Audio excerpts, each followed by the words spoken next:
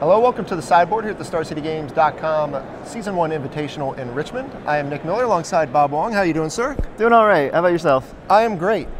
Now, we had the chance to get a deck tech on you long ago when you broke the Legacy format with Blue Red Delver.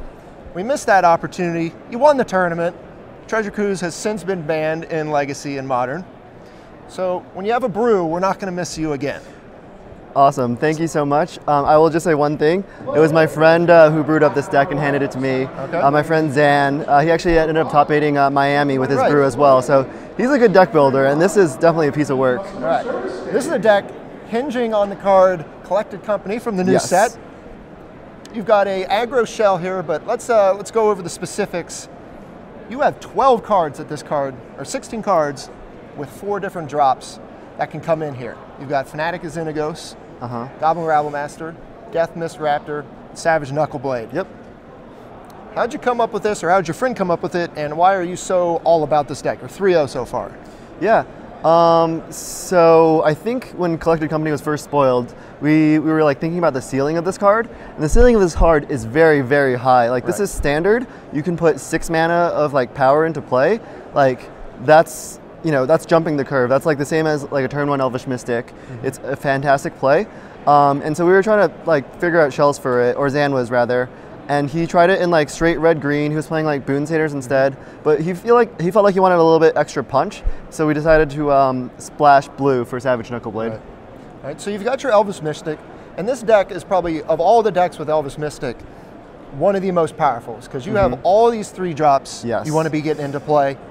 And if you're not, you're just going to get a turn 3 company as well. Yeah, if you get a turn 3 company, I don't know how they win. Just imagine like, you know, a regular turn 3, someone's casting Goblin Rabblemaster, like in red-white, for example. In your turn 3, you might be playing like a Rabblemaster and a Fanatic of Xenagos and not be down a card. Like, that's just insane. Right. Yeah. So you've got Air of the Wild as your lone 2 drop here. Yep. Let's talk about all the creatures specifically, you know. Sure. You have a ton of options in a deck like this, you know, with a card that's going to put anything with converted mana cost 3 or less into play. Talk about each selection here. Sure. Well, yeah, I mean, obviously Elvish Mystic, as you mentioned earlier, it's for the ramp. I would say if you have an opening hand with either Mystic or Company, you should be set to play like a kind of unfair game of Magic, essentially. And yeah, both cards are great, so that's why they're there. The Air of the Wilds is a curve filler. It's like a 2-drop that, you know, attacks through Siege Rhino and is relevant in the late game. So you just play 4 of those. So Fanatic of Xenagos, I really like against basically decks like without Siege Rhino, where he's just like king on the ground. Like he has trample, he goes through tokens. So he's like a really effective card at racing. And oftentimes like people don't want to take 4, so they put the counter on him, and then that just goes on to turn on like Ferocious for Crater's Claws. So he's definitely a solid role player. He's better in some matchups than others, but yeah, he's great. Goblin Rabblemaster, obviously, it's just like the best turn 2 play. If they just don't have an answer right then and there, they could just easily lose. So he's pretty self-explanatory there. Death Mist Raptor is an interesting one. We wanted to have extra death touch creatures with Collected Company, so you could like basically use Collected Company as like a 2-for-1 removal spell. They attack, you cast Collected Company, and then put in like an Air of the Wild to trade with a Siege Rhino or something like that. I played against Mono Red in round 1, and then he swung with like his Zergo, and I was just like, Collected Company, put 2 3-mana dorks, eat your Zergo, and then there was just like no coming back from that for him. And then the Knuckleblade. And Knuckleblade is the overall, I guess, it's hard to say more powerful than Rabblemaster, but like, he's insane. Like, if you have 1 extra mana, you can give him haste off the Collected Company. And you know, he's obviously great against control. He's hard to kill, and he hits really hard. So yeah, he's awesome. Yeah, so a Temur deck, but really the only blue card in your main deck is Savage Knuckleblade. You got some other cards in the sideboard we'll talk about here in a moment. But very powerful with all the abilities, so you can even pump it after you play this, things like that. Sure. If you have to somehow main phase this, you can still hasty that guy along with the Fanatic as well, right? Exactly. Roast card everyone's playing out of Dragons of Tarkir. You got to be able to kill those Siege Rhinos. It's a good curve filler, as you said. Now you've got the Ferocious covered here with Crater's Claw as well. So talk about your removal suite. You only really got Crater's Claw and Roast. Yep. Of course, you're hinging on the Death Touch creatures. Yeah, so yeah, Death Touch creatures, I'd call them like pseudo removal. The removal that we chose was basically just you want to be swinging and swinging. Like if other decks get to the late game with Elspeth, it can be kind of tough to win. So usually the only cards stopping you early are, it's just basically Siege Rhino and maybe Tasigur. And so we just wanted an efficient answer to those cards. Coming into this, I thought the two biggest decks were going to be Red Deck Wins as well as Abzan. Right. So it just made sense. Right. Not the only person we've had in the sideboard who said that exact sentiment. Okay. You know, fearing Mono Red and Abzan, and both players playing Air of the Wild and the Deathmist Raptor. So you guys all seem to be on the same page here. You also got a couple Ash Cloud Phoenixes. Yeah, I love Ash Cloud. Like basically as a curve topper, if your regular game plan doesn't work, you know, it's a very resilient threat. It's very hard to kill. Like the only card that deals with it efficiently is Abzan Charm pre-board. And then like Abzan Charm is already good against your deck anyways. Like it kills a bunch of other things. So hopefully they'll have used it by that point. Have you lived the dream of unmorphing it yet to get back your Raptor? Yes, once.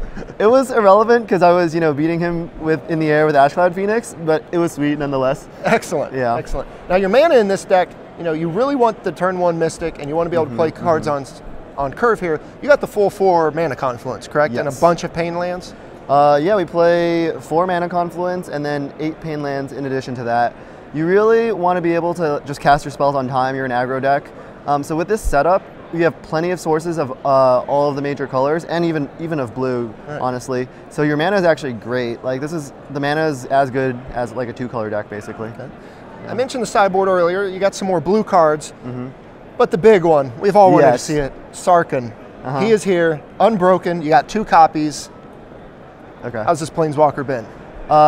You know, I'm glad you asked me now because literally last round was the first time that I had personally played it. Zan was telling me, you know, it's such an awesome card. It's a little bit clunky pre-board. You don't want it against something like Red Deck Wins. Right. So he decided to put it in the board, and last round it was absolutely insane. I went turn 4 Sarkhan off Elvish Mystic, make a dragon, untap, draw a card, draw a Rabble Master, play the Rabble Master. Next turn, make another dragon. Like it was insane, 3 for 1. Yeah. And like this deck generally like starts out ahead, and they need to spend their turns killing your creatures anyways. Right. And if you're putting 2 of them into play, they don't have the mana to be like playing a creature to pressure Sarkhan. Right. So yeah, the card is awesome. Really looks like it snowballs once you get start going. They don't have the removal spells and the mana to be able to play things to pressure your Planeswalker or kill your 2 creatures at once. Yeah, the other thing I like about this deck is I think it actually has a great Red Deck Wins matchup. Like if you draw a Collected Company, like their creatures aren't doing any damage, so they pretty much need to burn you out. And your creatures are like, they hit really hard, so it closes out games before they can burn you out.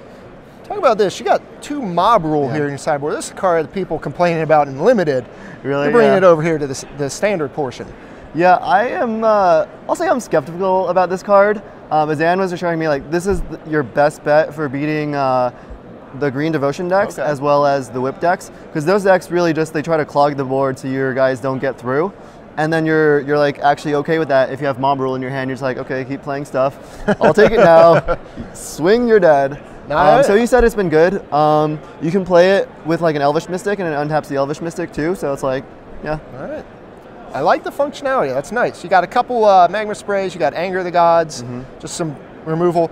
Now here's the card I like. Collected Company into Hornet's Nest. Yeah, that's like also a very fun ambush card. I'm trying to think. I'm not sure if I've done that specific one yet, but Hornet's Nest's been really good.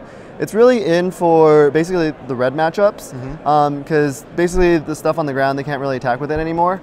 And you know, you can do silly things like roast it or like instant speed. I bring it in against Jeskai because Mantis Riders are problems. So I like bring in a Hornet's Nest, and then he attacks, and then I like Magma Spray the Hornet's Nest and make Death Touch Flyers to kill the Mantis Rider. Right. I like it. So yeah, it's surprisingly versatile, and it's just really good against the red decks. Stubborn Denial is a counterspell, and a couple Reclamation Sages. Yeah. Just great utility cards. The 3-0. Any questionable cards? Any things you might want to kind of get into the deck that you haven't tried yet, or anything underperforming or overperforming? Yeah, it's interesting. I mean, like Collected Company is awesome. Just like start casting that card, and you'll see. As far as like different card choices, we definitely picked our our 3 drops on the basis of, again, like hits hard, or like attacks through Siege Rhino, basically. There are the options. Yeah, one thing I'd like to mention is Reclamation Sage can come in at instant speed, so you could hit a chain to the rocks, and that could end up being pretty huge. I don't know. This deck, honestly, it's very new. We've just started testing it, and it had great results. I think in testing, the one bad matchup was tokens, because they can make like lots of blockers early and make their guys trade with your guys. So that was the one bad matchup that we found. But against red deck wins, we were really positive. Against Abzen, we were positive. So yeah, I'm like super excited. Well, the deck is good. You're 3-0, trying to 4-0 the fourth standard Persian coming up. Yeah. Thanks for sitting down with me on the sideboard. Stay tuned to StarCityGames.com all weekend long for the action here in Richmond.